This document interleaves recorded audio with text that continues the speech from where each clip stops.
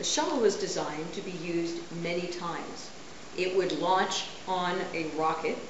It would then fly in space, like any of the capsules did, and then it would come back to land like an airplane, but there are no engines when it lands. It lands like a glider.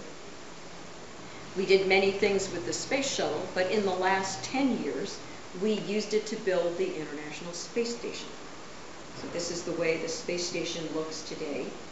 And since the end of the year 2000, there has always been somebody living on board the space station. You actually have to be really flying to change your body position. He's flying here, but just by angling his body, he can change his position, or not.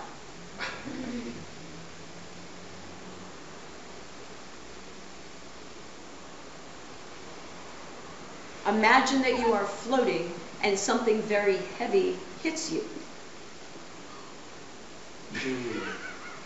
So we've taken a tortilla and we've clipped it off to the wall with a piece of Velcro.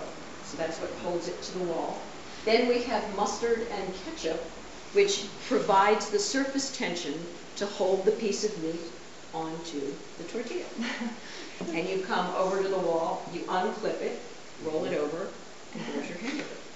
It is not too hard or too soft. Your neck doesn't hurt in the morning. Your back doesn't hurt in the morning because of the bed. You could sleep floating, but the air would move you around at night, so you would end up in a different place than when you went to sleep. So you would get a sleeping bag on the space shuttle, and you can tie it to the ceiling, or the wall, or the floor. He is not hanging upside down. He's floating, remember.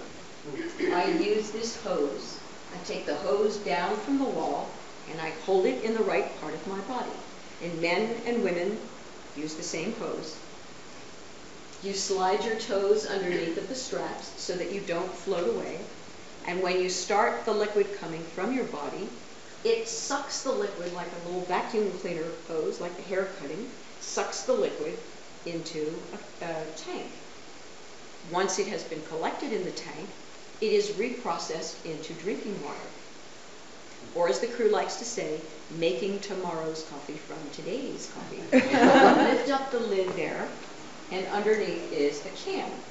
You put a bag in the can, and then you lower this seat, and you hold on to the seat. You don't want to float off the seat as you're doing this. You put your solid material into the bag. Then there's tissues and wipes that are Velcroed to the wall in packages. You take your wipes, you clean everything. You put that in the bag, and then put in a new bag for the next person, and close the lid. In the night pictures, in all the night pictures, you will see this green line across the top of the Earth. That's the top of the atmosphere. And all the air that we breathe is underneath of that line. And where we fly with the space station is about right there. That's where we are. Not very far into space. Here in Brazil, the agriculture will be in circular areas. It's actually a greener picture in real life. No dirt. He's growing it in a bag with water and some other things that he mixed in there. And without gravity, it can grow very long. In fact, without gravity, the leaves can hold up their own balls of water. We have been in orbit around our one planet for 50 years. And only in space technology has there been no real breakthroughs in technology. Think what cars did in 50 years. Think what airplanes did in 50 years. 50 years ago, we didn't have a computer. The technology in spaceflight today in rockets is the same as it has been for 50 years. In the United States, sadly, we do not have a plan for human spaceflight. We have telescopes, we have rovers. We don't have a plan for the first time of where people will go. So I will tell you where I think we should go. Back to the moon. It takes 3 days to get to the moon and 3 days to get back. If something broke, if something went badly wrong, you could come home. But if you could go to the moon and learn to live on the moon, find water, reproduce your own water, grow your own food, repair and make your own hardware, then we could go someplace interesting like Mars. Again, real pictures here. It takes 6 months to get to Mars. And then it takes 18 months before it only takes 6 months to come back. So Mars is 3 years. You cannot turn around and come back if something breaks. So the moon would be the practice area. If you were going to climb Mount Everest, would you go climb Mount Everest if that's your first mountain? You would practice on a smaller mountain. So the moon is the practice. Mars, that would be interesting. This is a real picture of Mars. Now we have sent a number of rovers to Mars.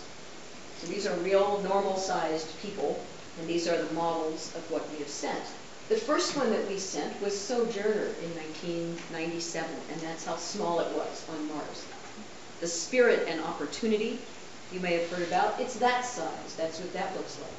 And the rover currently on Mars is Curiosity, and that's how big it is. So we've gotten bigger each time. But what this rover did in 6 months, you could do in 10 minutes. So robots are right now very good, but right now this is the best brain that we have. If there was better technology, we could look at the other planets in our solar system, or the moons around the planets in our solar system. And if it didn't take us 35 years, we could go outside of our solar system into our Milky Way galaxy. And let's go beyond our galaxy into other galaxies. These are pictures from the Hubble telescope of galaxies. And there are millions of these pictures. I've picked the ones that I sort of like.